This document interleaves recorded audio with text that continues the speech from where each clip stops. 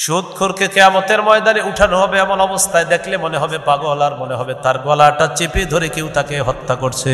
নাউজুবিল্লাহ। আল্লাহ তাআলা বলেন 4টি অপরাধের কারণে মানুষের হালাল রিজিক আল্লাহ ছিনায় নেয়। কয় অপরাধ? বলেন 1 নাম্বার জুলুম করা, 2 নাম্বার আল্লাহর রাস্তায় বাধা দেওয়া, 3 নাম্বার সুদ খাওয়া, 4 নাম্বার আরেকজনের সম্পদ অন্যায়ভাবে ভক্ষণ করা। এই 4টি অপরাধ যার মধ্যে আসবে আল্লাহ তাআলা তার হালাল রিজিক ছিনায় নিবেন। তাহলে 4 নাম্বার গজব, সুদের কারণে আল্লাহ হালাল রিজিক থেকে বঞ্চিত করেন। আল্লাহ আমাদেরকে হেফাজত করেন।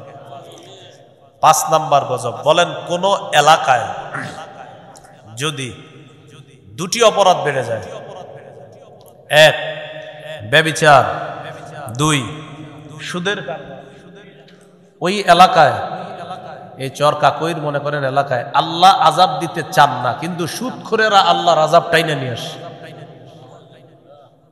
এই এলাকায় আপনারা অনেক ভালো মানুষ আছেন, আল্লাহ তাআলা গজব দিতে চান না, সুদখোরেরা আর ব্যভিচারকারীরা আল্লাহর গজব টেনে নিয়ে আসে। আল্লাহ দিতে চায় না, কিন্তু টেনে নিয়ে আসে। আত-তারগীব ওয়াত-তারহীব কিতাবের নাম, 3 নম্বর খণ্ড, 69 নম্বর পৃষ্ঠা। ক্বালা রাসূলুল্লাহ সাল্লাল্লাহু আলাইহি ওয়াসাল্লাম, নবীজি বলেন, মা মিন কওমিন ইয়াযহারু ফীহিমুর রিবা, কোন এলাকার মধ্যে যদি সুদের কারবার বেড়ে যায়। অন্য বর্ণনায় ইযা যাহারাজ জিনা ওয়ার রিবা ফি ক্বরিয়াতিন ক্বাদ আহাল্লু বিআনফুসিহিম আযাবাল্লাহ, কোন এলাকার মধ্যে যদি 2টি অপরাধ বেড়ে যায়, 1 নাম্বার সুদের কারবার, 2 নাম্বার ব্যভিচার, ক্বাদ আহাল্লু বিআনফুসিহিম আযাবাল্লাহ, এই মানুষগুলা আল্লাহর গজব টেনে নিয়ে আসে। বলি নাউজুবিল্লাহ। এই জন্য এলাকার যারা সুদখোর আছে তাদের কাছে যাবেন, পায়ে ধরে বলবেন, ভাই তুমি সুদের কারবার ছেড়ে দাও, কারণ তোমার কারণে গজব আসলে আমরা ভালো মানুষগুলাও গজবের মধ্যে পড়ব। যদি সুদের কারবার ছেড়ে না দাও, এলাকা ছেড়ে দাও। ক্বালু ওয়া মা হুন্না ইয়া রাসূলাল্লাহ, ক্বালা আশ-শিরকু বিল্লাহ والسحر وقتل النفس التي حرم الله إلا بالحق وأكل الربا وأكل مال اليتيم والتولي يوم الزحف وقذف المحصنات المؤمنات الغافلات أو كما قال عليه الصلاة والسلام. اللهم صل على محمد وعلى آل محمد كما صليت على إبراهيم وعلى آل إبراهيم إنك حميد مجيد. اللهم بارك على محمد وعلى آل محمد كما باركت على إبراهيم وعلى آل إبراهيم إنك حميد مجيد. اللهم إني أعوذ بك من شر لساني ومن شر سمعي ومن شر بصري ومن شر مني. চর কাকইর দারুল উলুম পীর মোহসেন উদ্দিন আহমদ দুদুমিয়া রহমতুল্লাহ আলাই কওমি মাদ্রাসা ও ইতিমখানার 7ম বার্ষিক ওয়াজ দোয়ার মাহফিলের 2য় দিনের প্রধান অতিথি হাজী শরীয়তুল্লাহ রহমতুল্লাহ আলাই 7ম পুরুষ হাফেজ আবদুল্লাহ মোহাম্মদ হাসান সাহেব পীর সাহেব বাহাদুরপুর, বিশেষ অতিথি শেখুল হাদিস মুফতি আব্দুল মান্নান সাহেব শেখুল হাদিস চরমনাই কওমি মাদ্রাসা বরিশাল। গুরুত্বপূর্ণ আলোচনা করছিলেন এতক্ষণ হযরত মাওলানা মুফতি আব্দুর রব ফরিদি সাহেব, শেখুল হাদিস দারুল হাবিব মাদ্রাসা, খতিব বাইতুল আমান জামে মসজিদ মিরপুর ঢাকা। হযরত মাওলানা মুফতি মাহমুদ বিন হাবিব মুহাদ্দিস জামিয়া ওমর ইবনে খাত্তাব রাদিয়াল্লাহু তাআলা আনহু সাইনবোর্ড ঢাকা। আরজ গুজার মুফতি মুনিরুজ্জামান সাহেব মুহতামিম অত্র মাদ্রাসা। মাহফিলের সভাপতি জনাব এসকান মাতুব্বর সভাপতি অত্র মাদ্রাসা। উপস্থিত হযরত উলামায়ে কেরাম, মুসলমান ভাইরা, আল্লাহ তাআলার দরবারে শুকরিয়া আদায় করছি। আল্লাহ আমাদেরকে এই মাহফিলে উপস্থিত হওয়ার তৌফিক দান করেছেন বলি আলহামদুলিল্লাহ। আমাকে সুদ ঘোষ সম্পর্কে আলোচনা করার জন্য বলা হয়েছে। এই বিষয়ে কি আপনারা আলোচনা শুনবেন? এই কাজের সাথে যারা জড়িত আছেন, আলোচনা শুরুর পরে আপনারা কিন্তু উঠবেন না। আবার যারা জড়িত নাই তারা উঠবেন না। জড়িত আছেন যারা, আল্লাহ তাদেরকে হেফাজত করেন, দ্রুত এই কাজ ছেড়ে দেওয়ার তৌফিক দান করেন। যারা এই অপরাধের সাথে জড়িয়ে নাই তারা যেন এই অপরাধ না করে, আল্লাহ তাআলা তাদেরকে এই অপরাধের চিন্তা থেকেও হেফাজত করেন। সূরা বাকারা 278 নম্বর আয়াতে কারিমা তেলাওয়াত করলাম। এই আয়াতের অনুবাদ হলো, হে ঈমানদারগণ, তোমরা আল্লাহকে ভয় করো, যদি তোমরা মুমিন হও, সুদের কারবার ছেড়ে দাও। এই হলো আয়াত। যতটুকু তেলাওয়াত করলাম অতটুকুর অনুবাদ। বাংলা ভাষায় আমরা যাকে সুদ বলি, কোরআন হাদিসে এটাকে বলা হয়েছে রিবা। রিবার আবিধানিক অর্থ হলো আজ-জিয়াদা, অতিরিক্ত। পবিত্র কোরআনে রিবা দ্বারা উদ্দেশ্য হলো কুল্লু জিয়াদাতিন লা ইউকাবিলুহা ইওয়াজ,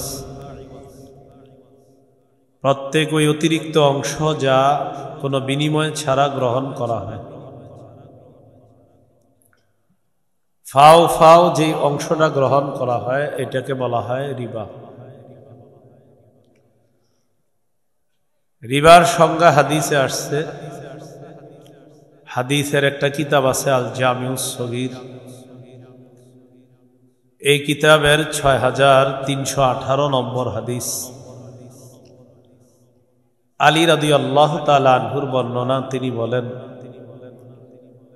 কুল্লু করজিন জাররা মানফাআতান ফাহুয়া রিবা,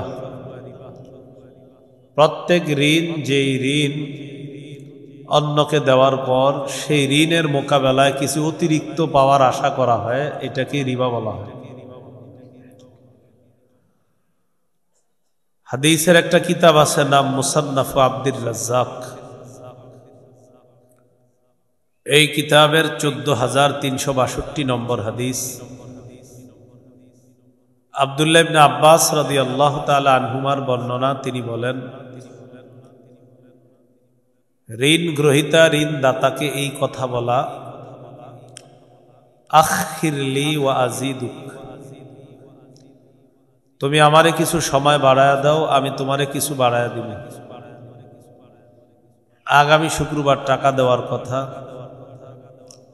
2-4 দিন বাড়ায়া দাও, শনি রবি সোম মঙ্গলবার। এই যে কয়েকদিন বাড়ায়া দিবা, আমিও কিছু বাড়ায়া দিব।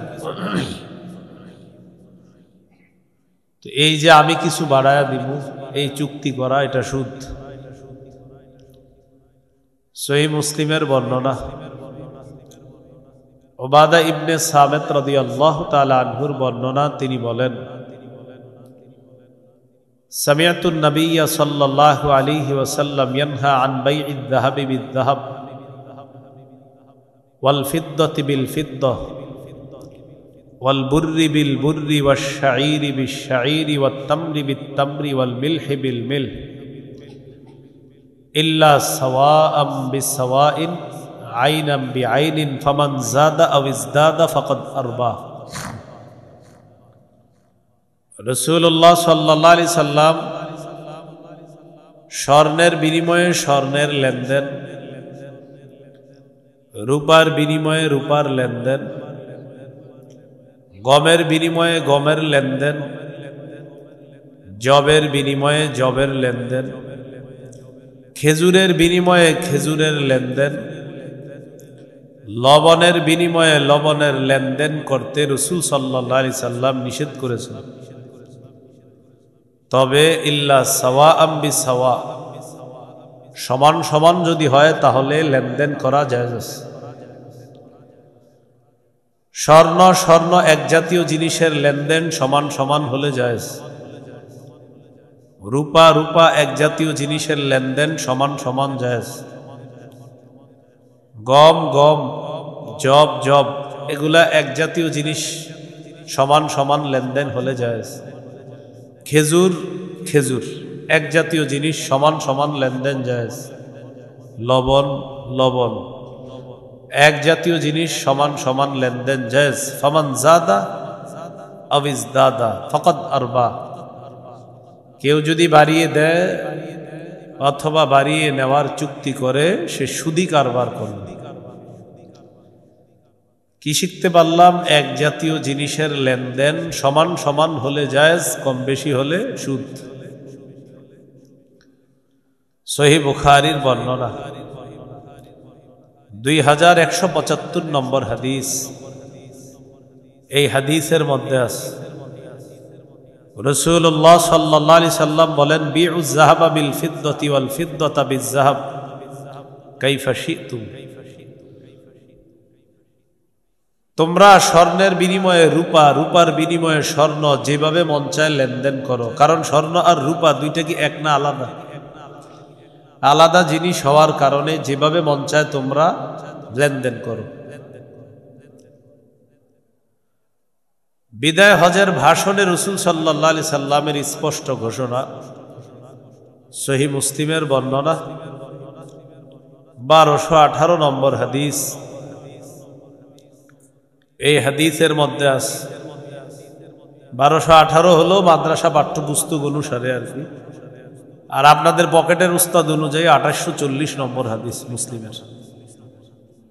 এই হাদিসের মধ্যে আসছে রাসূলুল্লাহ সাল্লাল্লাহু আলাইহি সাল্লাম বিদায় হজের ভাষণে বলছেন, আলা কুল্লু শাইইম মিন আমরিল জাহিলিয়াতি তাহতা কদামাইয়া।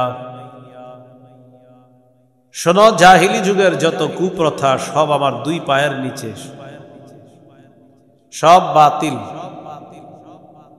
নবীজি বলেন, ওয়া ইন্নার রিবা, সুদি কারবারটা এটাও একটা জাহিলি যুগের প্রথা। তো নবীজি বলেন, ওয়ারিবাল জাহিলিয়াতি মাউদুউন, জাহিলি যুগের সুদি প্রথা এটাও বাতিল, এটা আমার দুই পায়ের নিচে। জাহিলি যুগের সমস্ত কুসংস্কার বিদায় হজের ভাষণে আমি নবী বাতিল বলে ঘোষণা করলাম। সুদ প্রথা এটাও জাহিলি যুগের প্রথা, এই প্রথার মধ্যেও তোমরা জড়িয়ে যাবা না। এটা বিদায় হজের ভাষণ।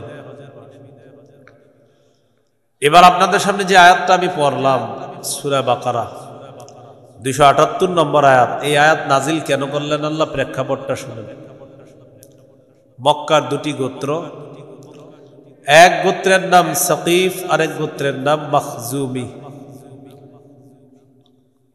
সাকিফ গোত্র মুসলমান হয়নি, মাখজুমি গোত্র তখনও মুসলমান হয়নি।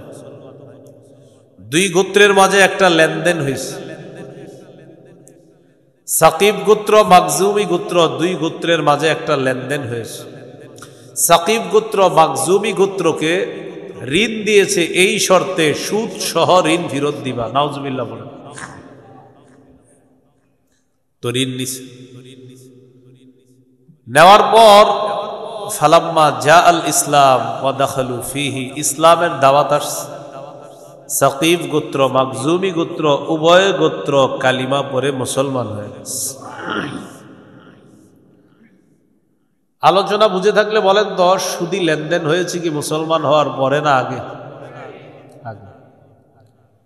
তলাবাত সাকিফুন আন তাআখুযা মিনহুম, সাকিব গোত্র মাকজুমি গোত্রের কাছে বকেয়া পাওনা চায়, সুদ সহ ফেরত দেওয়ার দাবি জানায়।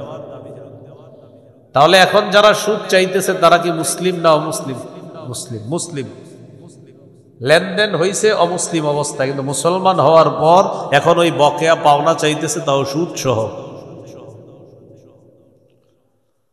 মাকজুমি গোত্র জবাব দিল, লা নুআদ্দির রিবা ফিল ইসলাম, আমরা এখন মুসলমান, ইসলামের মধ্যে আমরা সুদি কারবার করব না।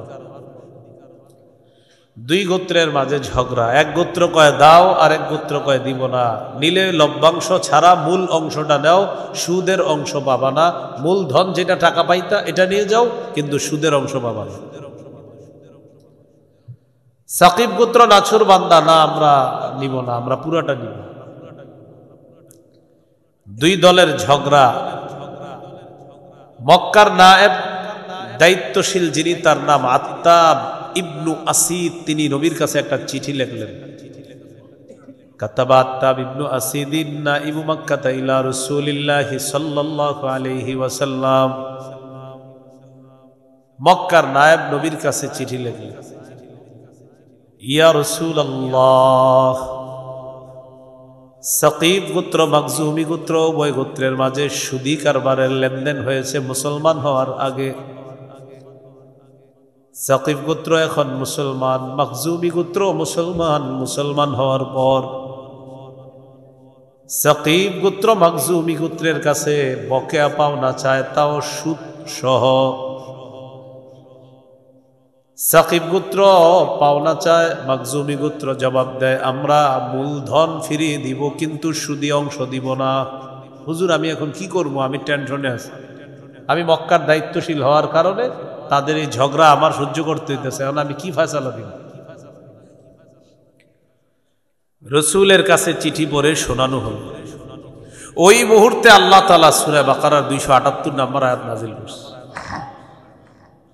আল্লাহ তাআলা বলেন, ইয়া আইয়ুহাল্লাযীনা আমানুত্তাকুল্লাহ ওয়াযারু মা বাকিয়া মিনার রিবা ইন কুনতুম মুমিনিন। আল্লাহ তাআলা বলেন, হে ঈমানদারগণ, তোমরা আল্লাহকে ভয় করো, যদি তোমরা মুমিন হও সুদের কারবার ছেড়ে দাও। আয়াত নাজিল হওয়ার পর আল্লাহ নবী আয়াতটির বিষয়বস্তু মক্কায় পাঠিয়ে দেয়।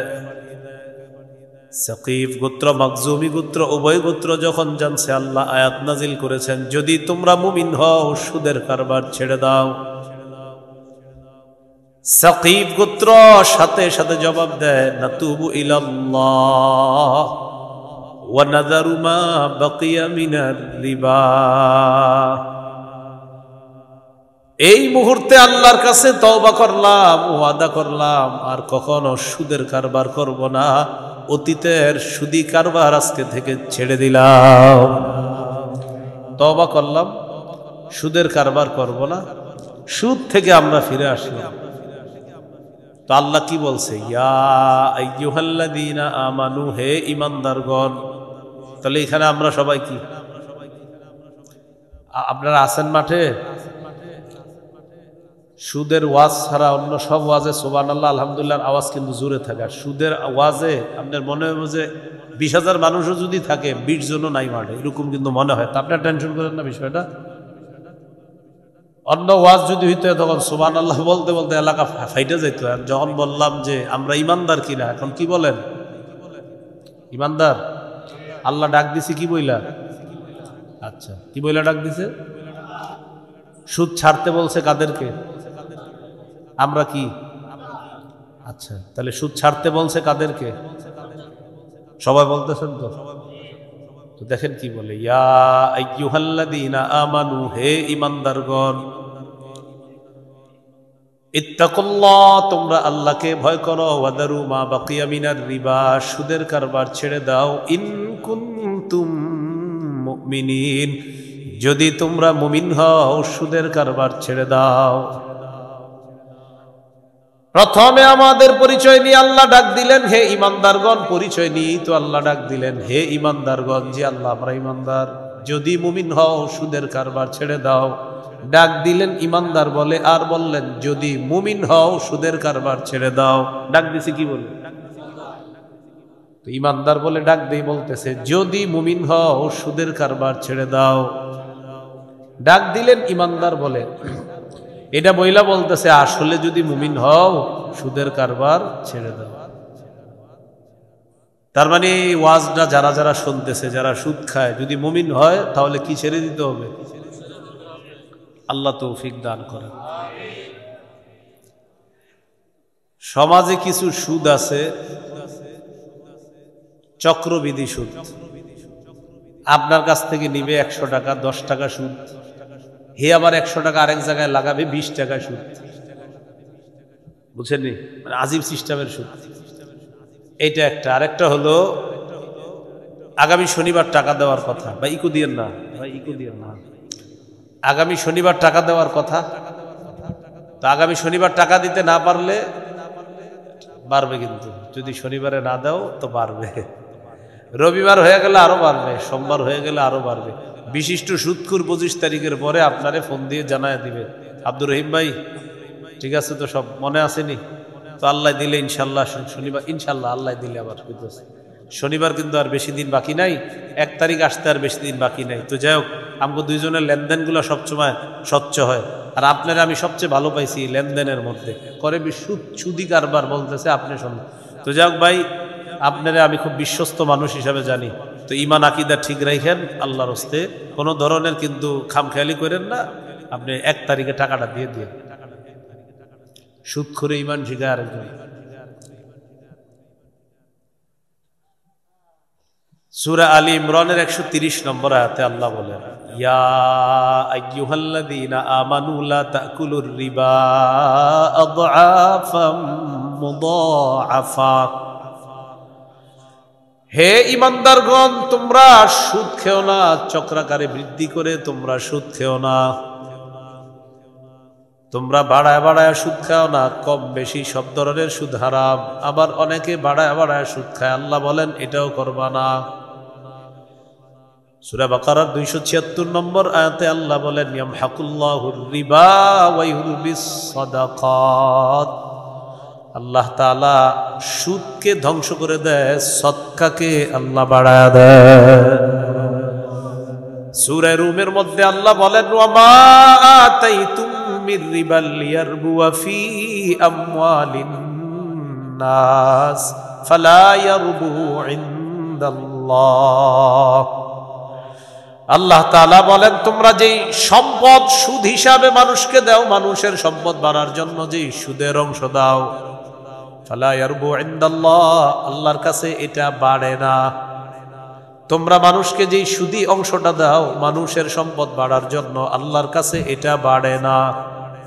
ওয়া মা আতাইতুম মিন যাকাতিন তুরিদুনা ওয়াজহাল্লাহ, আল্লাহকে খুশি করার জন্য যে যাকাত তোমরা দাও, ফাউলাইকা হুমুল মুদঈফুন, এই যাকাত দেওয়ার মাধ্যমে যাকাত দাতা দুনিয়ার মধ্যে তার সম্পদ বাড়ায় নেয়, আখিরাতে বহু গুণে সওয়াব বৃদ্ধি করে নেয়। সত্যি করে বলবেন, সুদে আসলে আমাদের চোখে দেখতে কি মনে হয়? টাকা কমে না বাড়ে? সুদে দেখতে টাকা কি হয়? বাড়ে। আর যাকাতে টাকা কমে। বাহিরের আওয়াজ কি বেড়ে গেছে? বাহিরের আওয়াজ, এই যে উপরের আওয়াজ কমান, উপরের আওয়াজ কমান। হ্যাঁ, উপরে এখানে একটা ক্লাস হবে, হ্যাঁ একটা ক্লাস হবে, এরকম নিয়ন্ত্রিত আওয়াজ রাখেন, কিন্তু ফাটানো হবে না, আপনি আওয়াজ নিয়ন্ত্রণ রাখেন। সুদ দেখলে কি মনে হয়? বাড়ে। আল্লাহ বলে বাড়ে না। যাকাত দেখলে মনে হচ্ছে কমে, আল্লাহ তাআলা বলে বাড়ে। বলেন আল্লাহর কথাই চূড়ান্ত সত্য কথা। তাহলে আমাদের চোখে সুদ বাড়ে, আল্লাহ তাআলা বলে বাড়ে না। আমাদের চোখে যাকাত কমে, আল্লাহ তাআলা বলে বাড়ে। আল্লাহর কথাই চূড়ান্ত সত্য। এখন কথা হলো, আমাদের দেশটা সুদ ভিত্তিক রাষ্ট্র ব্যবস্থা। আমাদের দেশ এখনো কি ভিত্তিক? কত পার্সেন্ট জানি মুসলমানের দেশ এটা? মানে 90-এর কম না, কিন্তু বেশি, ধরে নি 90-এর বেশি। তাহলে আমাদের দেশ সুদ ভিত্তিক রাষ্ট্র ব্যবস্থা। সুদ ভিত্তিক রাষ্ট্র ব্যবস্থা আছে, আগেও ছিল, এখনো আছে। ভবিষ্যতের চিন্তাধারাও সুদ ভিত্তিক রাষ্ট্র ব্যবস্থা যদি থাকে কোন মুসলমান দেশের, তাহলে তাদের দেশ ফকির আর ভিক্ষা করা ছাড়া উপায় থাকে। আমাদের দেশের প্রত্যেকটা মানুষের মাথা পিছু আয় 1,07,000 টাকা, কারণ আমাদের দেশ ছিল সুদভিত্তিক রাষ্ট্র ব্যবস্থা। বুঝেন নাই? উন্নতির খালি ছোঁয়া দেখছেন, লাইট দেখছেন, লাইট দেখে যে পরে যে 1,07,000 টাকা মাথা পিছু ঋণ রাখছেন, 500 কোটি বইলা 150 কোটিতে কাম সারা, 350 কোটি যে আমেরিকা পড়ছে, এটা তো আপনার কোনো খবর নাই। এই হলো ঝামেলাটা। আমি কিন্তু কাউরে বলি নাই, বলছি, কিন্তু অনেকে মনে করবে ওরে বলছি। তো আপনার ও যদি এরকম করে, তো ওরই বলছি। বেদাতের ওয়াজ করলে বেদাতিরা মাইকের সামনে বসে বসে বলে হুজুর এটা আমারও বলছে। তো আপনি বেদাতি হলে তো আপনারই কইছেন, ওয়াজ করছি কিসের? আর বেদাতি বসে বসে বলতেছে এটা আমারে কয়, তার মানে আপনি বেদাতি। এখন যে বললাম 500 কোটির জায়গায় 150 কোটি দিয়ে কাম সারা, বাকি 350 কোটি মারছে, এখন আপনার মনে আসতেছে, মনে হয় হেরে কয় হ্যাঁ মারছে। যদি মনে করেন মারছে, তাহলে হ্যাঁ। চোরে যখন নাকি চোরের ওয়াজ করবেন, চোরে চিন্তা যায়, হ্যাঁ চুরির ওয়াজ করলো, তুমি চাচ্ছ কা, তুমি কি চোর? তখন যদি কয় হ্যাঁ, তো ওয়াজ তো তোমারই করছে। সুদ ভিত্তিক রাষ্ট্র ব্যবস্থার শেষ পরিণতি ভিক্ষা করা। বিপরীত দিকে যাকাত ভিত্তিক রাষ্ট্র ব্যবস্থার শুভ পরিণতি ধনী হওয়া, যার শ্রেষ্ঠ প্রমাণ আফগানিস্তান। 3 বছর আগে আফগানিস্তানকে কেউ গোনে নাই, এখন আফগানিস্তান কাউরে গোনে না। 3 বছর আগে সবাই বলছে আমরা তাদেরকে সমর্থন দিচ্ছি না, তাদের পাশে আমরা থাকছি না। এখন আফগানিস্তানকে বলে আফগানিস্তান আপনাদের সাথে একটু সুসম্পর্ক বজায় রাখতে চাই। আফগানিস্তান বলে এখন সময় নেই, পরে কথাবার্তা যাওয়ার হবে। মার্সিডিজ গাড়ি বানায় দেখায় তাদেরকে, এরা এর চেয়ে দামি গাড়ি বানায় দেখায় দিচ্ছে। হেলিকপ্টার বিমান কে চালাবে এই নিয়ে প্রশ্ন তুললো, পাগড়ি বাইন্দা হেলিকপ্টার বিমান চালায় দেখায় দিচ্ছে। নারীরা রাস্তায় নামছে অধিকার আদায়ের জন্য। আফগান সরকার বলছে রাস্তায় নামছো কা? আমরা আমাদের অধিকার চাই। কি অধিকার? আমরাও কামাই করব, আমরাও বেতন নিব। আগে কত পাইতা? এত। এখন পর্দার সহিত চাকরি করো, ডাবল বেতন দিব, যাও। তো এই দেশ আপনি থামাবেন কিভাবে বলেন? তাহলে কি শিখলাম বলেন তো? সুদ ভিত্তিক রাষ্ট্র ব্যবস্থার শেষ পরিণতি ভিক্ষা, যাকাত ভিত্তিক রাষ্ট্র ব্যবস্থার শুভ পরিণতি ধনী হওয়া। এবার আমার সাথে বলেন, বলেন সুদে ফকির আরো ফকির হয়, যাকাতে ফকির ধনী হয়। একজন ধনী মানুষ 100 জনকে সুদে টাকা দিচ্ছে।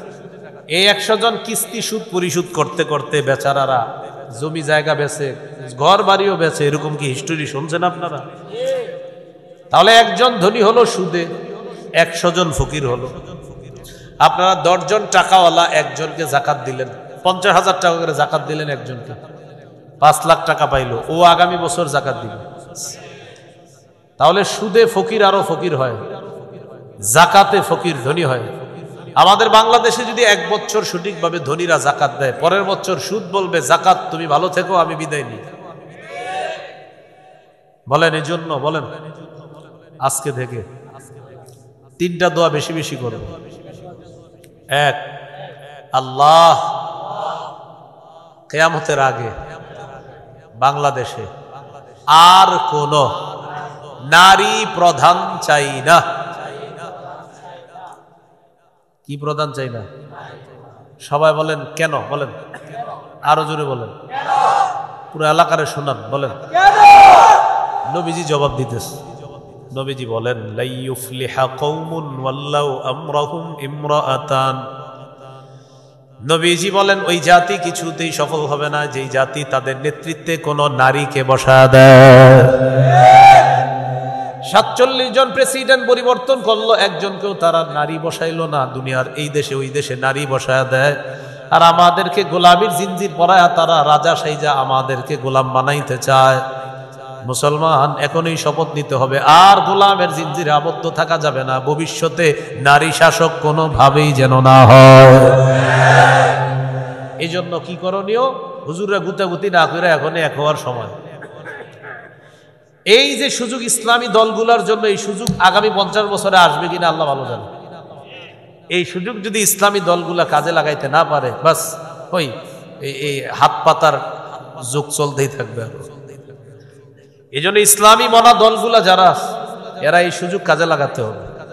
এই সুযোগটা কি করতে হবে? কাজে লাগাতে হবে। আল্লাহ তৌফিক দান করে।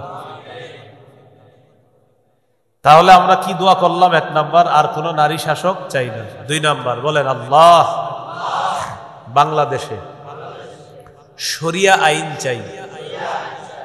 শরিয়া আইন চায় না তারা কোন না কোন অপরাধে, অপরাধী যারা, বলেন শরিয়া আইন চায় না তারা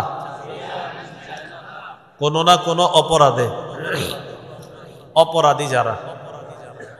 চোর শরিয়া আইন চাইবে না, হাত কাটা যাবে।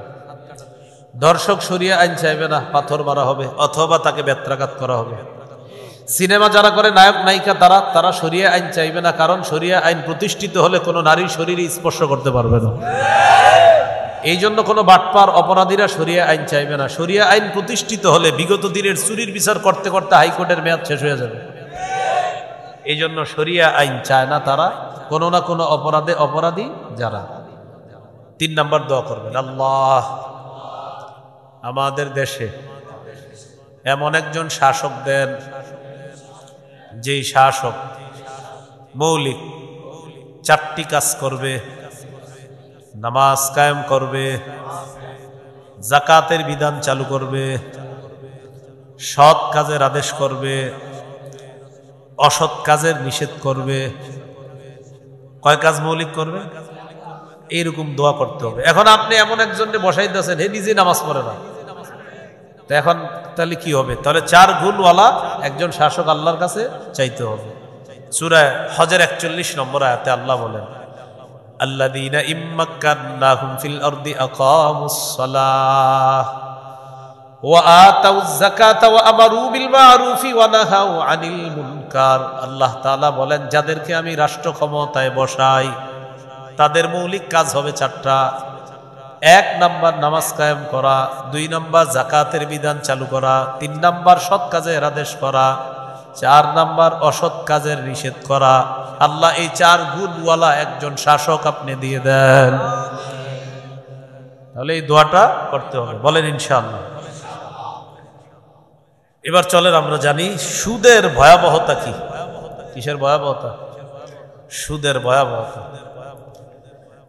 সুদের 1 নম্বর ভয়াবহতা, যে ব্যক্তি সুদ হারাম এটা জানার পরেও সুদি কারবারে জড়াবে, সে যেন আল্লাহ আর আল্লাহ রসুলের সাথে যুদ্ধের প্রস্তুতি নেয়।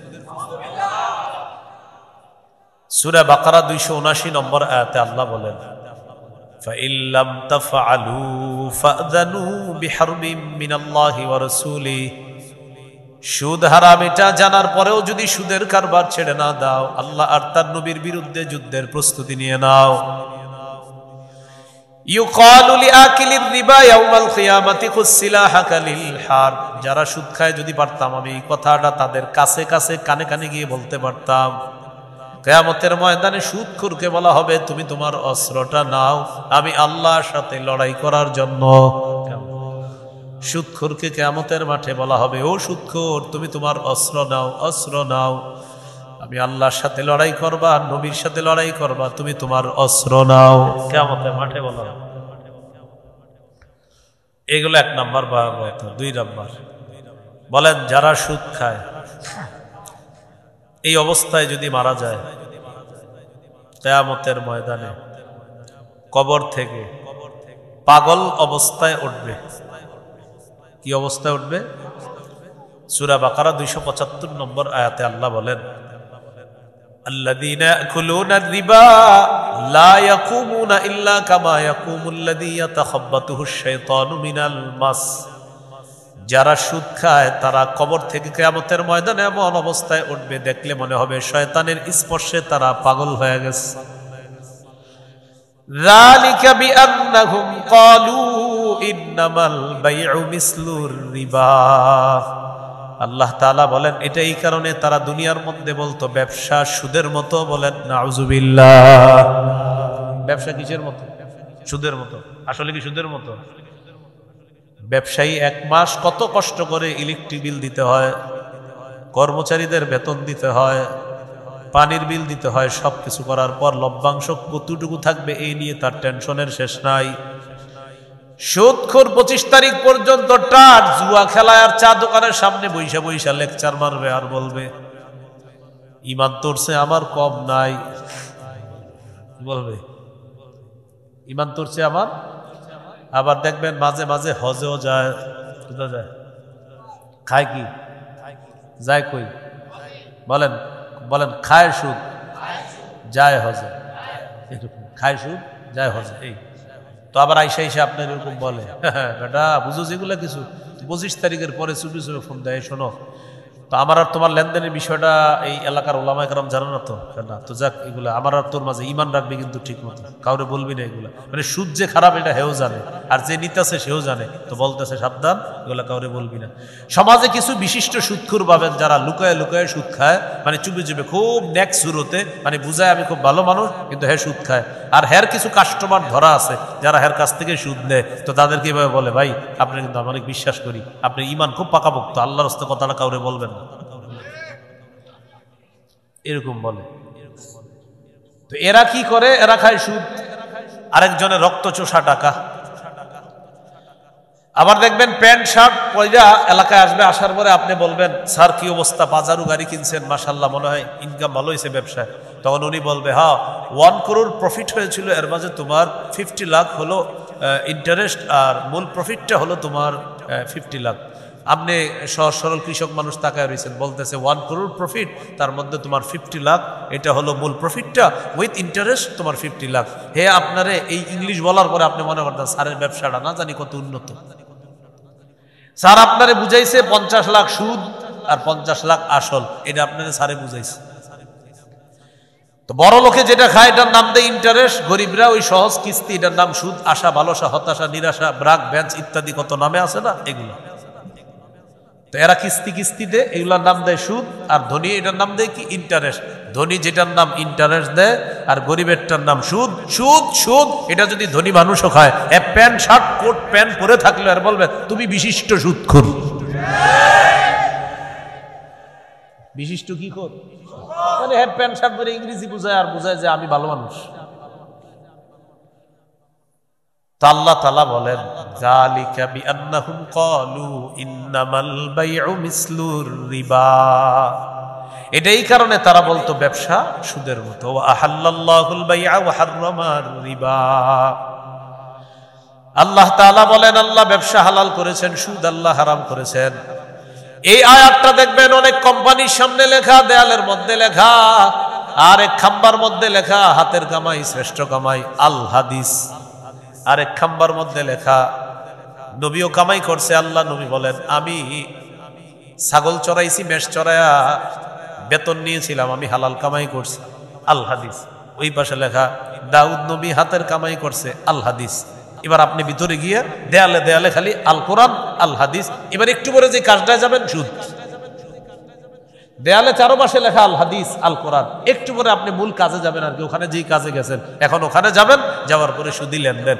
দেয়ালে দেয়ালে যদি কোরআনের সবগুলা আয়াত লেখাও থাকে আর বেশি যদি সুদের কারবার হয়, সুদ হারাম, কিয়ামত পর্যন্ত হারাম। কোরআনের আয়াত আর হাদিস লিখে দেখবেন দেয়াল পুরা ভরা, ভিতরে সুদের কারবার। এটা চিন্তা ভাবনা করলে অনেক কিছু গবেষণা করে বের করে দিতে পারবেন। আল্লাহ আমাদেরকে বুঝার তৌফিক দান করেন। এ হলো 2 নম্বর গজব। 1 নম্বর গজব আল্লাহ আল্লাহ রসুলের সাথে যুদ্ধ। 2 নম্বর গজব কিয়ামতের ময়দানে কবর থেকে পাগল অবস্থায় উঠে। 3 নম্বর গজব, আমার দিকে তাকান, 3 নম্বরটা এই যে এই দেখেন, আপনারে এইভাবে গলা চাইপা ধরলে আপনার যেমন কষ্ট হবে, এইভাবে গলা চেপে ধরার পর কেউ যদি আপনাকে গলা টিপে হত্যা করে আপনার যেমন কষ্ট হবে, সুদখোর কিয়ামতের মাঠে যখন উঠবে মনে হবে তার গলাটা কেউ চেপে ধরছে, আসলে কিন্তু চেপে ধরে নাই, কিন্তু মনে হবে তার গলা চেপে কেউ হত্যা করতে চাইতেছে। এই অবস্থায় উঠবে কিয়ামতের মাঠে। উমদাতুত তাফসীর 1 নম্বর খণ্ড 330 নম্বর পৃষ্ঠা। আকিলুর রিবা ইউবআসু ইয়াউমাল কিয়ামাতি মাজনুনান ইউখনাক। সুদখোরকে কিয়ামতের ময়দানে উঠানো হবে এমন অবস্থায় দেখলে মনে হবে পাগল, আর মনে হবে তার গলাটা চেপে ধরে কেউ তাকে হত্যা করছে। নাউজুবিল্লাহ। 4 নাম্বার, সুদের কারণে আপনার বরাদ্দকৃত হালাল রিজিকটা আল্লাহ ছিনায় নেয়। আপনার জন্য বরাদ্দকৃত হালাল রিজিক ছিল আল্লাহর পক্ষ থেকে, কিন্তু আপনি সুদে কারবার করতেছেন, এই হালাল রিজিকটা আল্লাহ ছিনায় নেয়। তুমি সুদ খাও, হালালটা তোমার খাওয়া লাগবে না, আল্লাহ হালাল ছিনায় নেয়। সূরা নিসা আল্লাহ তাআলা বলেন, ফাবিজুলমিম মিনাল্লাযীনা হাদু হাররামনা আলাইহিম তাইয়্যিবাতিন উহিল্লাত লাহুম ওয়া বিসাদ্দিহিম আন সাবিলিল্লাহি কাসীরা ওয়া আখযিহিমুর রিবা ওয়া কদলুহু আনহু ওয়া আকলিহিম আমওয়ালান নাসি বিল বাতিল। আল্লাহ তাআলা বলেন 4টি অপরাধের কারণে মানুষের হালাল রিজিক আল্লাহ ছিনায় নেয়। কয় অপরাধ?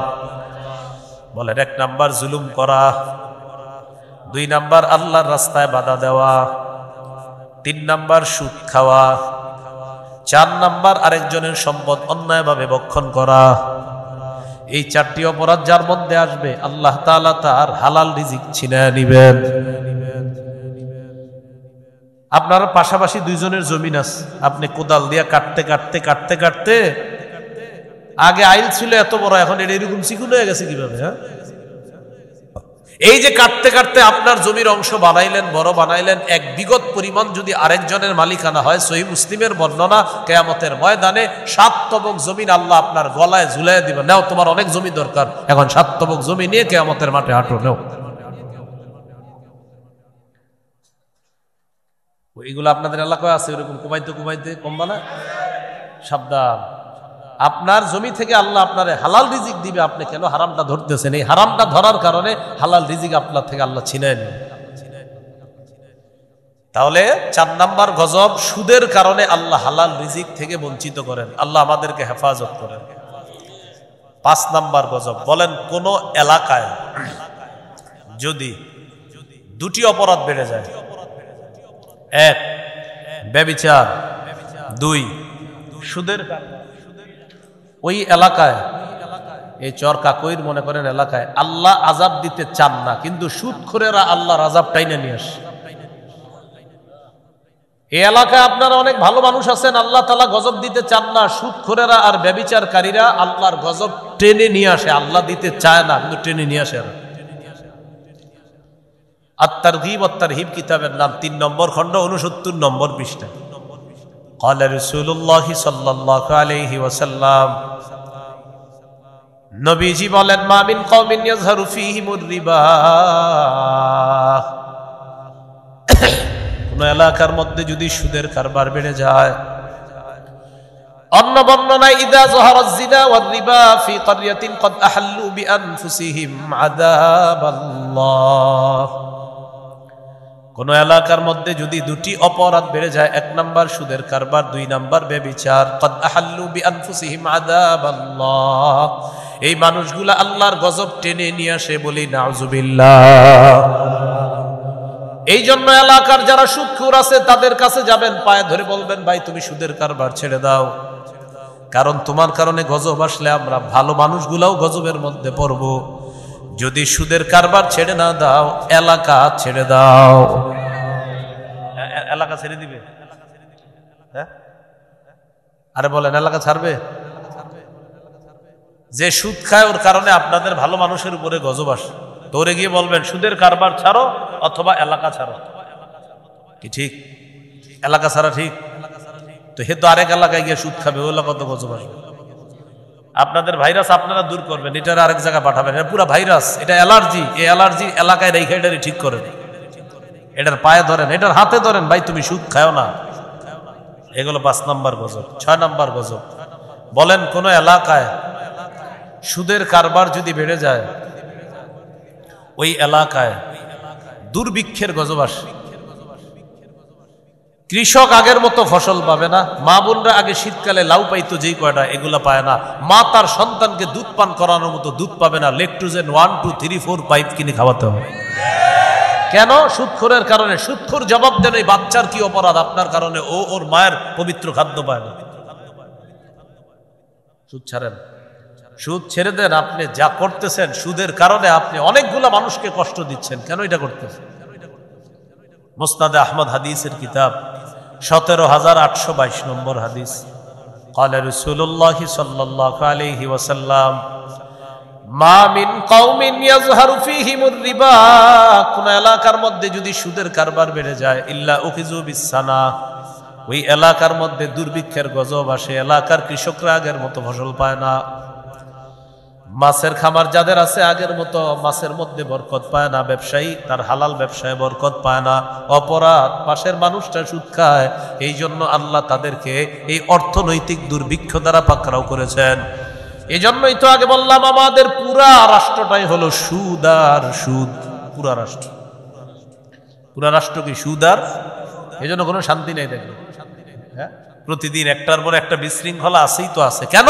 শরিয়া আইন যতদিন না হবে, আবু বকর, ওমর, উসমান, আলীর সেই যুগ যতদিন ফিরে না আসবে। কারণ আমরা 90 ভাগ মুসলমান, 90 ভাগে মুসলমানের দেশে বুঝে আসুক না আসুক, এখানে ইসলামী হুকুমত থাকতেই হবে যদি শান্তি চাই।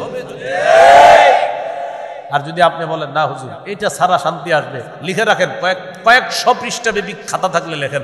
বড় বড় অনেকে আমার বিরোধিতা করতে পারেন না, আমি ছোট বয়স নিয়ে বলছি, আপনি লিখতে পারেন। খেলাফত ব্যবস্থা ছাড়া মুসলমানদের ভাগ্য পরিবর্তন হয় না, হতে পারে না, হবে না। আমার এই বক্তব্যের বিরোধিতা করবে অনেকে, কিন্তু না আপনি করেন। আমি তো বলছি আপনি লিখে রাখেন, আমি তো চিরদিন বাঁচবো না। আপনি লিখে রাখেন, খাতা আনেন, খাতা কলমে লেখেন। বলতে পারেন হাজার হাজার মিনিট টাইম আমি নষ্ট করে পড়াশোনার আলোকে বলতেছি, এছাড়া আপনার শান্তি আসবে না। আবার বিকল্প অনেকে বলবে এটা না, এটা ঠিক না, ওটা ঠিক না। আপনি আসেন, আপনি বিকল্প ব্যবস্থা বললাম তো, শান্তি আসবে সাময়িক, 1 সপ্তাহ থাকবে, 2 দিন থাকবে, 3 দিন থাকবে, গজব আসবে। চূড়ান্ত শান্তি চান, খেলাফত ব্যবস্থার বিকল্প না। আবু বকর, ওমর, উসমান, আলীর যুগ, সেই যুগ ফিরে আনতে হবে। যদি আপনি বলেন আপনি মুসলমান, আর যদি বলেন অন্য কিছু, তাহলে আমার বক্তব্য নেই। এটা আফগানিস্তান বুঝছে। কারা বুঝছে? আফগানিস্তান অভিভাবক বানাইছে সঠিক জায়গায়। আমরা অভিভাবক বানাই কারে? এক তাগুত ছাড়ি আর একটারে ধরি, বৃষ্টি থেকে বাঁচার নিচে জন্ম, ঝর্ণার নিচে এসে দাঁড়াই। এই জন্য ভাগ্য পরিবর্তন হয় না। সূরা বাকারা 257 নম্বর আয়াত, 3 পারা 2 নম্বর পৃষ্ঠার শুরু আয়াত। আল্লাহু ওয়ালিয়ুল্লাযীনা আমানু, ঈমানদারদের অভিভাবক আল্লাহ। সূরা মাঈদার 51 নম্বর আয়াত, 6 পারা 16 নম্বর পৃষ্ঠার শুরু আয়াত। ইয়া আইয়ুহাল্লাযীনা আমানু লা তাত্তাখিযুল ইয়াহুদা ওয়ান নাসারা আউলিয়া, হে ঈমানদারগণ তোমরা ইহুদি খ্রিস্টানদেরকে অভিভাবক রূপে গ্রহণ করো না। আল্লাহ তাআলা বললেন আল্লাহ হলেন ঈমানদারের অভিভাবক, আবার আল্লাহ বললেন ইহুদি খ্রিস্টানদেরকে অভিভাবক বানায়ো না। এই জন্যই তো বললাম এক তাগুত ছাড়লাম, আরেক তাগুত ধরলাম, পশ্চিম ছাড়লাম, পশ্চিমা ধরলাম, পশ্চিম ছাড়লাম, পশ্চিমা ধরলাম। এক তাগুতের রশি থেকে মুক্ত হয়ে আরেক তাগুতের রশির কাছে গলাটা সঁপে দিলাম। ভাগ্য পরিবর্তন হবে না, চূড়ান্ত ভাগ্য পরিবর্তন হবে না। ইসলামী হুকুমত ছাড়া মুসলমানের ভাগ্য পরিবর্তন হবে না, এটা নিশ্চিত। আল্লাহ বুঝার তৌফিক দান করেন। 6 নম্বর গজব মনে আসেনি? সুদ বাড়বে, দুর্ভিক্ষ আসবে। আমাদের দেশের সব মানুষ এখন হাহাকার। কারো ব্যবসা, হুজুর ব্যবসা কেমন চলছে? হুজুর বললেন না, কোনো ব্যবসায়ী ভালো নাই, খোঁজ নিয়ে দেখেন। কেন কেন ভালো নাই? পুরো দেশটা, রাষ্ট্রটা হয়ে গেছে সুদ ভিত্তিক রাষ্ট্র। গজব নাম্বার 7, যারা সুদ খায় দোয়া করি এই অবস্থায় যেন মৃত্যু না হয়, আগে যেন তওবা করে। কিন্তু কারো যদি সুদী অবস্থায় মৃত্যু হয়ে যায়, কিয়ামত পর্যন্ত তার পেটের মধ্যে সাপ থাকবে, এই সাপ নিয়ে তার বরজখের জগৎ চলবে, আর কিয়ামতের মাঠের শাস্তি তো বাকি আছে। সুদখোরের পেটে কি থাকবে? সাপ। সাপ খান, আরো বেশি করে খান। ইবনে মাজার হাদিস 2273 নম্বর হাদিস। قال رسول الله صلى الله عليه وسلم أتيت ليلة أسري بي على قوم মেরাজের রাতে একদল মানুষের পাশ দিয়ে অতিক্রম করলাম, মানুষগুলার দিকে তাকাইলাম, তাকায়া দেখলাম বুতুনুহুম কাল বুয়ুত, তাদের পেটগুলা বিশাল বড় বাড়ির মতো। পেট কিসের মতো? বাড়ি, পেট বাড়ির মতো। ফিহা আল হাইয়াত তুরা মিন খারিজি বুতুনিহিম, পেটের বাহির থেকে পেটের ভিতরে দেখা যায় বিশাল বড় বড় সাপ দৌড়ায়। সাপ।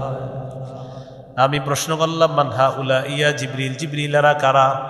জিবরিল আমিন জবাব দেয় হাউলা ইয়া আকালাতুর রিবা ইয়া রাসূলুল্লাহ, হুজুর এরা হলো সুদখোরের দল, কিয়ামত পর্যন্ত তাদের পেটের মধ্যে সাপ থাকবে। আওয়াজ দিয়ে বলি নাউজুবিল্লাহ। এরা সুদখোরের দল, কিয়ামত পর্যন্ত এদের পেটে সাপ থাকবে। এলো 7 নাম্বার গজব। গজব নাম্বার 8, আল্লাহ না করেন, আল্লাহ না করেন যদি সুদি লেনদেন অবস্থায় মারা যায়, মা আছে কাদের জীবিত? প্রিয় ভাইয়েরা, আত্মমান সুদ খাওয়া, আপন মায়ের সাথে বিয়ে করা মানে ব্যভিচার করা। ইবনে মাজাহ 2274 নম্বর হাদিস, আর রিবা সাবউনা হুবা আইসারুহা আইয়ান কে হার রাজুল উম্মাহ, সুদের গুনাহের 70টা শাখা, সর্বনিম্ন শাখা হলো আপন সন্তান আপন মাকে বিয়ে করা মানে ব্যভিচার করা। মা যারা আমার বয়ান শুনতেছেন, আপনার সন্তানকে নিষেধ করেন তুই সুদ খাবি না, স্ত্রীরা আপনার স্বামীকে বলেন আপনি সুদ খাবেন না, ছেলে যারা আছেন বাবাকে বলেন সুদ খাবেন না, মাকে প্রতি মাসে মাসে প্যান্ট শার্ট পাঞ্জাবি কিনে দেওয়ার দরকার নাই, বছরে যদি পারেন হালাল টাকায় শুধু ঈদে পাঞ্জাবি দিলে হবে, তাও যদি হারাম টাকায় হয় আমার লাগবে না। টিউশনি করে চলেন, অটো চালান, বাইক চালায় মানুষকে নেন, আপনি ভাড়াটা নেন, আপনি হালাল কামাই করেন। যুবক যারা আছেন বাপেরে বলেন আব্বা হারাম টাকা আমারে দিয়েন না, আমি আমার মতো কামাই করবো, আপনি আমাকে হারাম টাকা দিয়েন না। মেয়ে যারা আছেন বাপেকে বলেন প্রতি সপ্তাহে সপ্তাহে কসমেটিক্স লাগবে না আমার, হারাম টাকায় হালাল টাকায় পারলে আমাকে দিয়েন। এইভাবে যদি কোনো মেয়ে ছেলে স্ত্রী আর মা তার ওই পরিবারের ইনকাম সোর্স যে মানুষটা তাকে নিষেধ করে, এই লোকটা রাতের বেলা বালিশে মাথা লাগায় ভাববে মা চায় আমি সুদ না খাই, স্ত্রী চায় আমি সুদ না খাই, ছেলে মেয়ে চায় আমি সুদ না খাই। আরে যাদের জন্য সুদি টাকায় আমি হাত দেই তারাই যখন চায় আমি সুদ না খাই, ঠিক আছে এটা ছেড়ে দিলাম, সবাই মিলেমিশে হালালভাবে কষ্ট করে আমরা চলবো। আমি আশাবাদী পারিবারিক সাপোর্ট যদি ইনকাম সোর্সের মানুষটা পায় তিনি সুদ থেকে খুব দ্রুত ফিরে আসবেন ইনশাআল্লাহ। এইভাবে আপনি সাপোর্ট করবেন। এগুলো 8 নাম্বার। 9 নাম্বার গজব, যে ব্যক্তি সুদি লেনদেন অবস্থায় মারা যাবে, এক তো পেটে সাপ থাকবে, দ্বিতীয়ত হলো এই সাপ নিয়ে সে কিয়ামত পর্যন্ত রক্তের একটা নদীতে সাঁতার কাটবে, কিয়ামতের আগে সে নদীর কিনারায় পৌঁছতে পারবে না।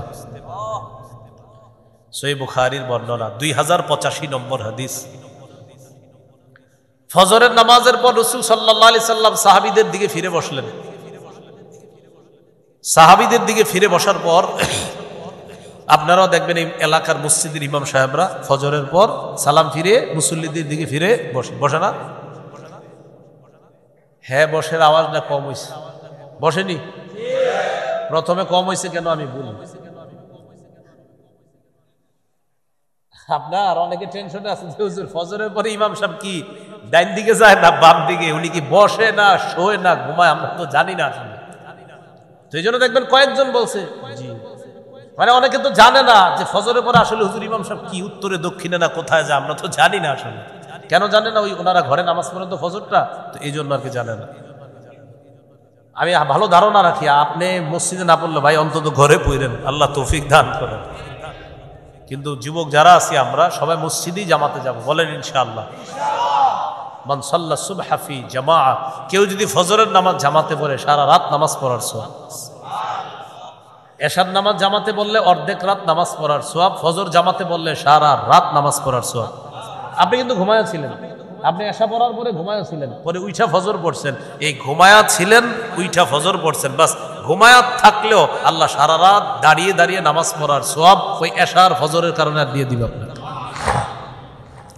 তো যাই হোক, আগামীকাল ফজর একটু দেখে ইমাম সাহেব কি করে। হ্যাঁ, তো ইমাম সাহেব ফজরের পর মুসল্লিদের দিকে ফিরে বসে, নবীজি বসলেন সাহাবীদের দিকে ফিরে।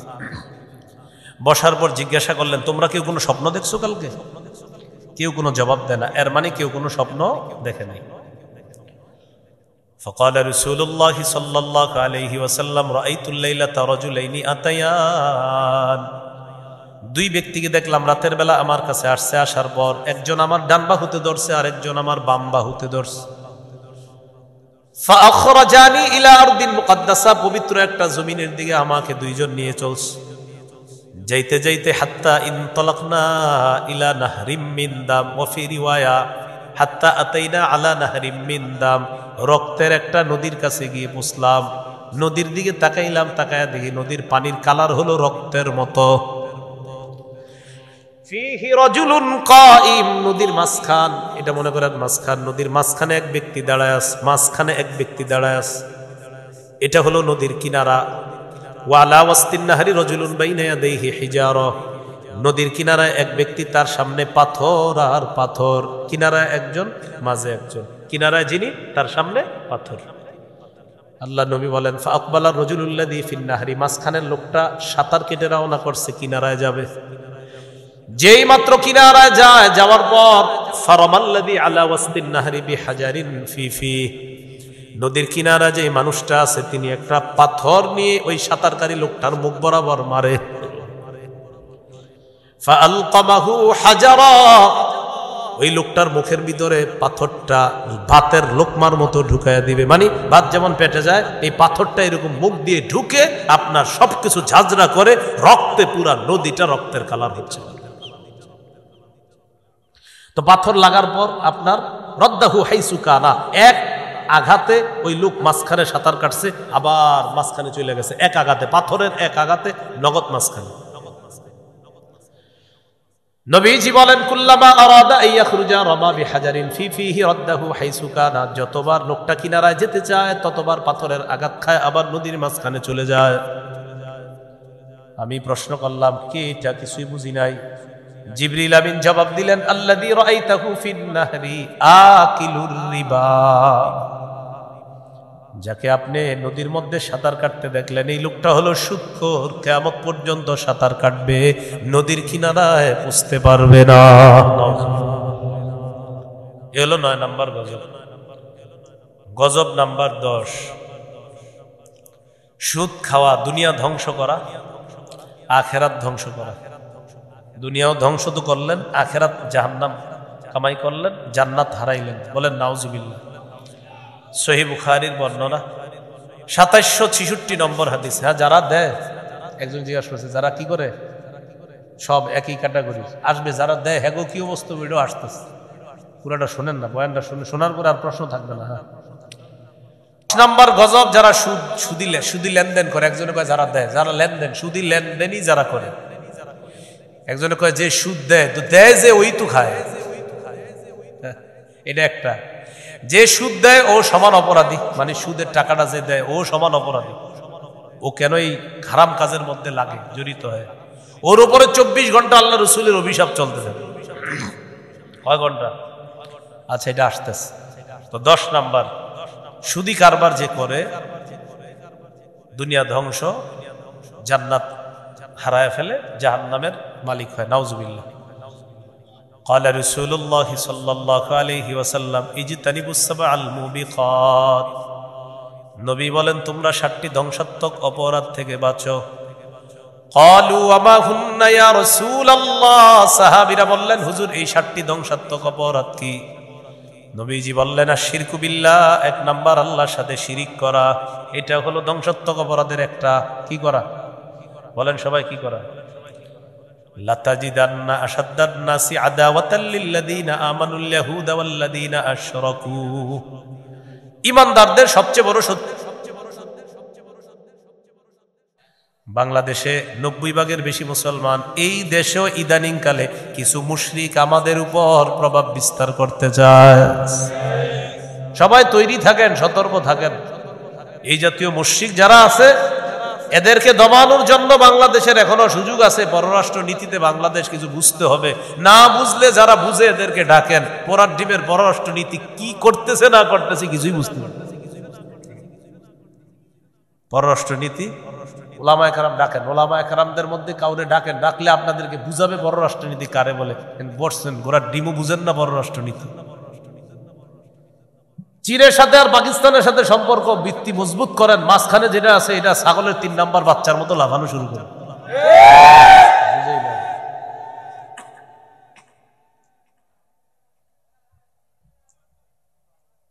কি করে না, কি নীতি করে না নীতি করে, রাষ্ট্রনীতি নিয়ে নাকি পড়াশোনা করে। পড়াশোনা করে কি পড়াশোনা করেন এই তো বুঝি না আমি।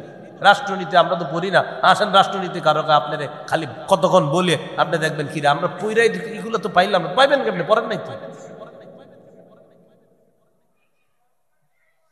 হেদায়া একটা কিতাব আছে, কি কিতাব?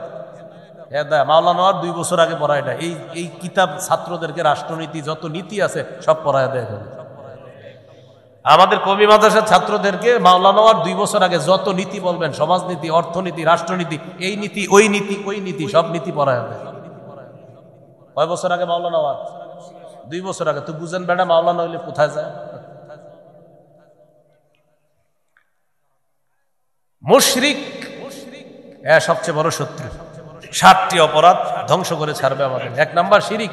এই বছর শিরিককে যেইভাবে শুভেচ্ছা জানানো হয়েছে এই বছর, যারা জানান নাই মনে যে ভুল করছেন, নাম লিস্টি হইতে পারে যে কেন জানান নাই, এরকম শিরিকের শুভেচ্ছার হিরিক লেগে গেছে, চোখে পানি এসে পড়ছে আমাদের। শিরিকে এই পরিমাণ শুভেচ্ছার হিরিক লাগছে, মুসলমান এটা করলো কিভাবে, পারলো কিভাবে? এ হলো 1 নাম্বার, শিরিক করা। 2 নাম্বার সিহরু, জাদু করা। 3 নাম্বার কতলুন নাফসিল্লাতী হারামাল্লাহু ইল্লা বিল হাক্কি, অন্যায়ভাবে কাউকে হত্যা করা। 4 নাম্বার আকলুর রিবা, সুদ খাওয়া। 5 নাম্বার আকলু মালিল ইয়াতীম, এতিমের সম্পদ অন্যায়ভাবে ভক্ষণ করা। 6 নাম্বার তাওয়াল্লি ইয়াউমাজ জাহফি, জিহাদের ময়দান থেকে পলায়ন করা। 7 নাম্বার কযফুল মুহসানাতিল মুমিনাতিল গাফিলাত, সতীসাদী মুমিন নারীর উপর মিথ্যা অপবাদ দেওয়া। সতীসাদী মুমিন নারীর উপর মিথ্যা অপবাদ। পুকুরের দক্ষিণ পাশের এক মেয়ের বিয়ে ঠিক হয়েছে, মেয়েটা আসলে ভালো, আপনাদের এলাকাবাসীও সাক্ষী দেয় মেয়েটা ভালো। তো বিয়ে ঠিক হওয়ার পর আমাদের সমাজের কিছু মানুষের অবস্থা এমন, আরেকজনের একটা মেয়ে ভালো জায়গায় বিয়ে হোক, এটা আবার পাশের ঘরের পছন্দ করে, সবাই না, ক্ষেত্র বিশেষ। এখন দেখেন এই যে আমি এই কথাটা বললাম, এখন অনেকে বলবো হুজুর এটা আপনি কেন বললেন? ভাই আপনারই বলছি আমি, আপনারই অভ্যাস আসেনি সেটা বলেন।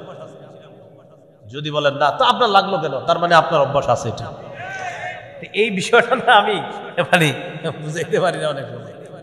তো কি করে মেয়ের বিয়ে ঠিক হয়েছে, এখন ওই বরের পক্ষের একটা নাম্বার কিভাবে যেন কালেক্ট করে ফোন দেয়, আসসালামু আলাইকুম। ওয়ালাইকুম সালাম, মাদারীপুর অমুক এলাকার পুকুরের দক্ষিণ পাশের একটা মেয়ের বিয়ে ঠিক হয়েছে আপনার ছেলের সাথে, শুনলাম। কবে বিয়ে? হ্যাঁ জি আগামী শুক্রবারে বিয়ে। তো মেয়ের সবকিছু জানছেন তো? মেয়ের কি জানবো? না কিছু বলে নাই। কি বলবে? তাহলে আপনারা সব ডিটেলস বলে নাই কিছু? মেয়ের বাপ বা পরিবারের লোকেরা বিস্তারিত কিছু বলে নাই? কি বলবে? ও আচ্ছা, তাহলে আপনারা জেনে শুনে আগার নাই না? আচ্ছা ঠিক আছে, রাখি, সালাম আলাইকুম। কামায় গেছিল, দুনিয়া বরবাদ করলেন, আখিরাতও বরবাদ করলেন। কযফুল মুহসানাতিল মুমিনাতিল গাফিলাত, একটা সতীসাদী মুমিন নারী মেয়ের উপর মিথ্যা অপবাদ দিয়ে দিলেন, আপনি তার বিয়ে ভেঙে দিলেন, আল্লাহ আপনাকে ছাড়বে না।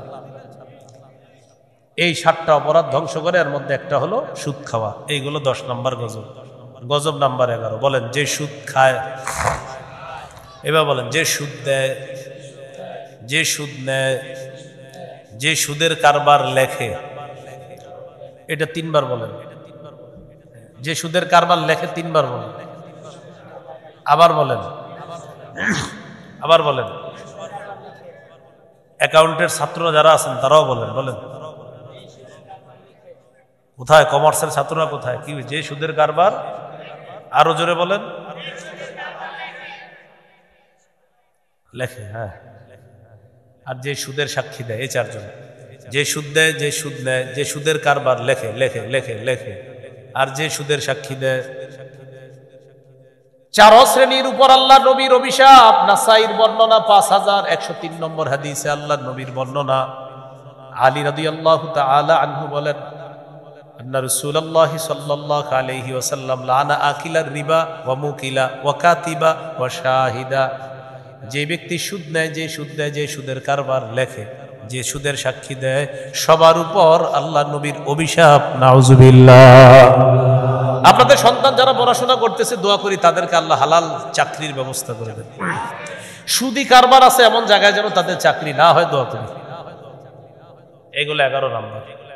12 নাম্বার গজব, বলেন জেনে শুনে সামান্য সুদ খাওয়া, 36 বার ব্যভিচারের চেয়ে বড় গুনাহ করা। মুসনাদ আহমদ হাদিসের কিতাব 21957 নম্বর হাদিস, ক্বালা রাসূলুল্লাহ সাল্লাল্লাহু আলাইহি ওয়াসাল্লাম দিরহামু রিবান ইয়াকুলুহু আর-রাজুলু ওয়া হুয়া ইয়ালামু আশাদ্দু মিন 36 জিনা। জেনে শুনে 1 দিরহাম পরিমাণ সুদ খাওয়া, সামান্য সুদ খাওয়া, 36 বার জিনা করার চেয়ে বড় অপরাধ করা। এগুলো 12 নাম্বার। 13 নাম্বার গজব, নবী বলেন এমন একটা জামানা আসবে সবাই সুদ খাবে, যদিও সুদ না খায় সুদের হাওয়া সবার গায়ে লাগবে। কি বলছে? এমন একটা জামানা আসবে সবাই সুদ খাবে, না খাইলেও সুদের হাওয়া সবার গায়ে লাগবে। আবু দাউদের বর্ণনা 3331 নম্বর হাদিসের বর্ণনা, নবীজি বলেন লা ইয়াতিয়ান্না আলান নাসি জামান লা ইয়াবকা আহাদুন ইল্লা আকালা রিবা। আমার উম্মতের উপর এমন একটা সময় আসবে যেই সময় সবাই সুদ খাবে। ওয়া ইল্লাম ইয়াকুলহু, যদিও সবাই ডাইরেক্ট সুদ না খায়, আসাবাহু মিন বুখারিহি, সুদের হাওয়া সবার গায়ে লাগবে। সুদের হাওয়া সবার গায়ে লাগবে। এরে আমি বুদ্ধি দিয়ে নিয়ে গেছি আসরের পরে, চলেন 1 কাপ চা খাওয়াই। কি খাওয়ান? আপনি চা খাওয়াইছে 1 কাপ, 5 টাকা না। তো ওনার কোনো গুনাহ হবে না, উনি যে চা খাইছে। কিন্তু যেই 5 টাকার চা খাওয়ানো হয়েছে, 5 টাকা ছিল সুদের। ওনার কিন্তু গুনাহ হবে না। কিন্তু এই যে সুদের টাকায় ওনারে খাওয়াইয়া দিলাম, এখন উনি মাগরিবে গিয়ে দাঁড়াইছে, আল্লাহ নামাজে মজা পায় না, এশার নামাজে মজা পাইতেছে না, কিন্তু উনি বুঝতেছে না ঘটনা কি। আমি ফজর বললাম মজা পাইছি, জোহরে মজা পাইছি, আসরে মজা পাইছি, মাগরিব এশায় মজা পাচ্ছি না কেন? আল্লাহ কোরআনে বলছে কুলু মিনাত তাইয়্যিবাত ওয়া আমালু সালিহা। ও রাসূলগণ, নেক কাজ করার আগে হালাল খান, পেটে হালাল থাকবে, নেক আমল করবেন, তখন মজা পাবেন। এই বেচারা যদিও সুদ খায় না, তো সুদের হাওয়া ধোঁয়া তার পেটে ঢুকাইয়া দিছি, এই কারণে এখন নামাজে 2-1 দিন মজা পাচ্ছে না সে, কারণ ভিতরে তো ধোঁয়া কাজ করতেছে। তো নবীজি বললেন ডাইরেক্ট না খাইলেও হাওয়া লাগবে। 14 নাম্বার গজব, আল্লাহ না করেন যারা সুদ খায় এই অবস্থায় যদি তাদের মৃত্যু হয়, আল্লাহ নিজের উপর ওয়াজিব করে নেয় যে তোরে আমি জান্নাত দিব না। আল্লাহ ওয়াজিব করে নেয় যে ওরে আমি জান্নাত দিব না। আল মুস্তাদরাক লিল হাকিম হাদিসের একটা কিতাব আছে, 2260 নম্বর হাদিসের বর্ণনা। এই হাদিসের মধ্যে আসছে আন আব্দুল্লাহ ইবনে উমর রাদিয়াল্লাহু তাআলা আনহুমা قال আরবাউন হাক্কুন আলাল্লাহ আল্লা ইদখিলাহুমুল জান্নাহ ওয়া লা ইউযিকুহুম নাঈমাহা। 4 শ্রেণীকে জান্নাত না দেওয়া আল্লাহর হক। কয় শ্রেণী? 1 নাম্বার মুদমিনুল খামরি, যে মদ খায়। 2 নাম্বার আকিলুর রিবা, যে সুদ খায়। 3 নাম্বার আকিলু মালিল ইয়াতীম, যে এতিমের সম্পদ অন্যায়ভাবে ভক্ষণ করে। 4 নাম্বার ওয়াল আকুলি ওয়ালিদাই, পিতা মাতার নাফরমান সন্তান। এই 4 জনকে জান্নাত না দেওয়া আল্লাহর হক। বলেন নাউজুবিল্লাহ। গজব নাম্বার 15। এটা শোনার পর আপনারা বলবেন নবীজি বলছে হবে, আর আপনারা বলবেন হবে নাকি হয়েছে। আগে শুনেন, আত-তারগীব ওয়াত-তারহিব কিতাবের নাম 3 নম্বর খণ্ড, 70 নম্বর পৃষ্ঠা। নবী বলেন বাইনা ইয়াদাই সাতি ইয়াজহারুর রিবা ওয়াজ-জিনা ওয়াল-খাব। কিয়ামতের আগে ব্যভিচার বাড়বে, সুদের কারবার বাড়বে, মদের কারবার বাড়বে। নবী বলছে বাড়বে, আপনারা বলেন। নবীজি বলেন কিয়ামতের আগে ব্যভিচার বাড়বে। এই ব্যভিচার আবার কেমন ব্যভিচার? ঘরে ঘরে ব্যভিচার। রাতের বেলা মা বাবা এক রুমে ঘুমায়, সন্তান আরেক রুমে ঘুমায়, মোবাইলে কার সাথে জানি ব্যভিচারে লিপ্ত হয়ে যায়। বুখারীর বর্ণনা, চোখের জিনা আছে, কানের জিনা আছে, কলবের জিনা আছে, অন্তরের জিনা আছে। মোবাইলে প্রথম পরিচয় হয়, পরিচয় হওয়ার পর কয় কণ্ঠটা তো অনেক সুন্দর, কলবের জিনা শুরু হয়ে গেল। কল্পনা, আপনার সাথে দেখা করতে চাই, যে কথার জিনা শুরু হয়ে গেল, কান দিয়ে তার কথা শুনতে চায়, কানের জিনা। যেদিন দেখা করবে সেদিন সেন্ট লাগায় গেছে, যাওয়ার পর মেয়েটার গায়ের গ্রান নিয়েছে, এটা হলো তার নাকের জিনা। এবার মেয়েটাকে দেখতেছে চোখ দিয়ে, এটা হলো তার চোখের জিনা। যদি তার গায়ে স্পর্শ করে, এটা হলো হাতের জিনা। ওয়াল ফারজু ইউসাদ্দিকুহু যালিকা, লজ্জাস্থান জিনাটা বাস্তবে রূপ দেয়। বলেন নাউজুবিল্লাহ। ঘরে ঘরে হচ্ছে, ঘরে ঘরে। নবী বলছে জিনা বাড়বে। ওয়ার রিবা, সুদের কারবার বাড়বে। 3 নাম্বার আল খামরু, মদ বাড়বে। এই মদ মানে আবার যুবক ভাইরা শুনেন, মদ মানে মাদক দ্রব্য যা আছে সব বাড়বে। ইয়াবা, বাবা, গাঁজা, হিরোইন, ফেন্সিডিল, আফিম, কানাডাডাই, মাস্তুদ, শ্যাম্পেন, ডাইল ইত্যাদি যা আছে সব। হ্যাঁ, অনেকে হুজুর আপনি এত কিছু জানেন কেমন এই নামগুলা? আমার একটা ওয়াজ আছে দেখবেন, মাদক দ্রব্য বয়ানের বিষয় কি, এখানে তো মাত্র 10-12টা কইছি, ওখানে দেখবেন একদম টানা 30টা করে লেছে। কোথায় চাষ হয়, কেমনে চাষ হয়, কেমনে আমদানি হয়, ওখানে হলো ওই বয়ানের বিষয়। তো আমার বিষয়বস্তু আপনার মাদক না, বিষয়বস্তু সুদ, সুদেই থাকে। তো রাসূলুল্লাহ সাল্লাল্লাহু আলাইহি সাল্লাম বলেন জিনা বাড়বে, ব্যভিচার বাড়বে, মাদক দ্রব্য বাড়বে। 15 নাম্বার গজব। সর্বশেষ গজব 16 নাম্বার। বলেন সুদের শেষ পরিণতি, ওই আগেও বলছি, হ্যাঁ ভিক্ষা বলছি না আগে? বলেন সুদের শেষ পরিণতি ভিক্ষা। আবার বলেন, আবার বলেন ভিক্ষা। ইবনে মাজাহ 2279 নম্বর হাদিস, নবীজি বলেন মা মিন আহাদিন আকসারা মিনার রিবা ইল্লা কানা আকিবাতু আমরিহি ইলা কিল্লাহ। যারা বেশি সুদ খায় তাদের শেষ পরিণতি হয় সম্পদ কমে যাওয়া। সুদখোররা যদিও দুনিয়াতে দেখে সে ভালো আছে, ওর বংশের মধ্যে কেউ না কেউ গজবের মধ্যে পড়বে, এটা এক। আর ওর কারণে হাজারো মানুষ গরিব হয়, এটা আরেকটা। তো এটা হলো 16 নাম্বার সর্বশেষ গজব। এবার সুদের ব্যাপারে সর্বশেষ কথা, যেটা শোনার জন্য আপনারা অনেকে প্রস্তুত না, কিন্তু এরপরে বলতে হবে। মন দিয়ে শুনতেছেন তো? আপনারা আমি 1 ঘন্টা জমি দিছি, 1 ঘন্টা জমি, কয় ঘন্টা? 1 বছর এটা আপনার কাছে থাকবে, 1 লাখ টাকা নিচ্ছে। 1 বছর পরে আপনি জমিটা আমারে দিয়ে দিবেন, আপনার টাকা আমি দিয়ে দিব। 1 বছর চাষাবাদ হয়নি, সুদ। কি এটা? সুদ। হ্যাঁ, আপনারা আছেন, এটা সুদ, সুদ। হ্যাঁ বলতেছি, বাঁচার উপায় বলতেছি। বলেন আগে, বলেন রে কি করেন না, এটা আগে নিয়ম শিখেন। বলেন বন্ধকি জিনিস দিয়ে উপকৃত হওয়া জায়েজ নেই। বলেন আমি তার কাছে জমি রাখাটা, এটা বন্ধক। বন্ধকি জমিতে সে কিছু করবে না, আমি টাকা দিব, সে জমি ফেরত দিবে। জমিটা শুধু সে দেখে রাখবে, ব্যাস। এটা চাষাবাদ করবেন, এটাতে উপকৃত হবে না। আমি একটা স্বর্ণের চেন রাখলাম, 10,000 টাকা দিল, স্বর্ণের চেনটা ফেরত দিবে, টাকাটা দিয়ে দিবে, বন্ধক রাখছে চেন। উনি শখ করে ওনার মেয়ের গলায় চেনটা দিস, মেয়ে আনন্দ করতেছে, আব্বা আমার চেন দিস। এই যে উনি ওনার মেয়ের আনন্দটা দিল, এই আনন্দ সুদের অন্তর্ভুক্ত হবে। আব্দুল্লাহ ইবনে মাসউদ রাদিয়াল্লাহু তাআলা আনহুর কাছে একজন আসছে ঘোড়ার উপরে চড়ে, কিসের উপরে? আসার পর বলতেছে হযরত ওমকে আমার কাছে 500 দিরহাম দিনার ঋণ নিছে, তারপর আমার কাছে ঘোড়াটা বন্ধক রাখছে। আব্দুল্লাহ ইবনে মাসউদ বললেন ঘোড়া বন্ধক রাখার পর তুমি কি এটার উপরে ওঠো? জি।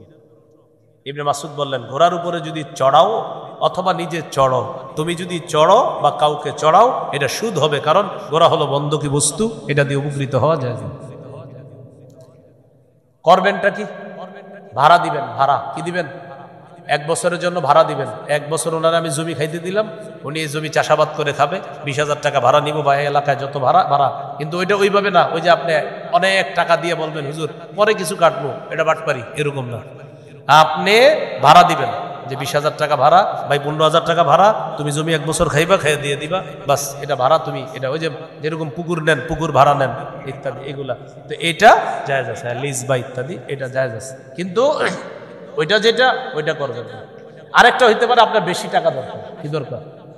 এর একটা বুদ্ধি হইতে পারে এরকম 5 বছরের জন্য ভাড়া দেবেন। 5-20 কত? 1 লাখ। 5 বছরের জন্য জমিটা আপনারা ভাড়া দেবেন। তো এর মাঝে আপনার মনে করেন 1 লাখ টাকা আমি নিয়ে নিলাম, 5 বছর উনি ভাড়া, 5 বছরের ভাড়া শোধ করে দিচ্ছে। এর মাঝে একটা এরকম হইতে পারে ভাই যদি 4 বছর পরে এরকম হয় যে তুমি জমিটা রাখবা না বা আমি নিয়ে নেবো, তখন তুমি জমি ফেরত দিলে আবার তোমার 20,000 আমি ফেরত দিয়ে দিব। মানে যতটুকু অংশের ভাড়া অতটুকু আপনি রাখবেন, বাকিটুকু অংশ আপনি ফেরত দিবেন। তো এটা হলো কি আপনার অংশ বেশি টাকা দরকার। তো মানুষ কিন্তু সাধারণত জমির কাজটা করে বেশি টাকার জন্য। তা আপনি এইভাবে 5 বছরের জন্য ভাড়া দেন যে ভাই 1 লাখ টাকা ভাড়া, তুমি 5 বছর এটাতে চাষাবাদ করে খাও, 5 বছর পরে আমার জমি আমাকে ফেরত দিয়ে দিবে। তো এইভাবে আপনি বেশি টাকা নিতে পারেন। তো যে বিষয়টা বললাম ভাই, আমরা সবাই যেন কথাগুলো মনে রাখতে পারি, আল্লাহ তৌফিক দান করেন। হ্যাঁ, সুদি কারবার করেন না, সুদ খাবো না, সুদ ধরবো না, সুদ নিব না, সুদের কারবার লিখবো না। এই যুবক ভাই যারা আছেন পড়াশোনা করতেছেন কলেজ ভার্সিটিতে, আল্লাহর হস্তে আপনারা সুদি কারবারে যেখানে চাকরি ওখানে যায় না, এটা আপনাদের কাছে একটা আবদার থাকলো। আল্লাহ আমাদেরকে হেফাজত করেন। আজকে সুদের যে আলোচনাটা, আপনারা, আমার একটা সংকলন আছে মিম্বরের আমানত, এটার